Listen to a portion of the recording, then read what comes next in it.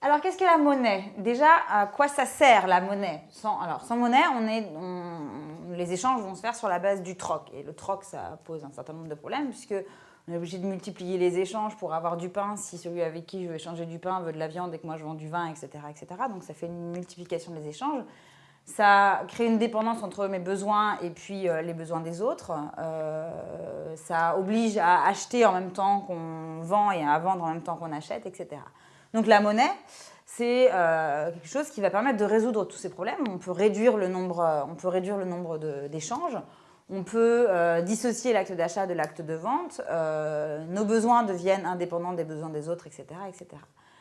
Donc la monnaie, en fait, elle devient un équivalent général. Au lieu d'échanger, au lieu de calculer combien d'œufs il faut pour une miche de pain, etc., on va tout convertir dans une monnaie. Et elle devient un équivalent général. Et donc la définition de la monnaie, c'est ça, c'est un équivalent général qui est accepté par tous comme moyen de paiement. Et cette idée qu'elle soit acceptée par tous, c'est important puisque ça montre bien que la monnaie, en fait, c'est une convention. Que finalement, si aujourd'hui on a des pièces et des billets, on pourrait très bien avoir des billets à la place du moment qu'on considère tous que c'est ça la monnaie. Et donc la monnaie, elle repose sur la confiance des individus. Donc la monnaie, c'est un équivalent général accepté par tous comme moyen de paiement. Alors, à quoi ça sert la monnaie? La monnaie, elle a différentes fonctions. Déjà, elle a 3 principales fonctions économiques. Déjà, la monnaie, c'est une unité de compte, c'est-à-dire qu'en fait, c'est un étalon de mesure. Elle va permettre de rapporter tous les biens et les produits à une échelle unique et donc de clarifier le système d'échange. La monnaie, c'est aussi un intermédiaire des échanges. En fait, c'est un agent de circulation qui va permettre de s'échanger des biens et des services contre une monnaie, et donc qui va permettre de faire circuler les biens et les services. Et enfin, la monnaie, c'est une réserve de valeur, c'est-à-dire que la monnaie, en fait, elle a une valeur en elle-même et je peux la stocker pour la dépenser, pour l'utiliser plus tard.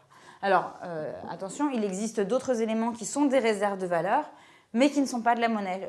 Donc, je pense notamment aux titres mobiliers, comme les actions ou les obligations. C'est bien des réserves de valeur, puisque c'est bien de la monnaie, de l'argent stocké, mais ils n'ont pas les fonctions d'unité de compte ni d'intermédiaire des échanges, donc ça n'est pas de la monnaie. Donc voilà pour les fonctions économiques de la monnaie, donc unité de compte, intermédiaire des échanges et réserve de valeur.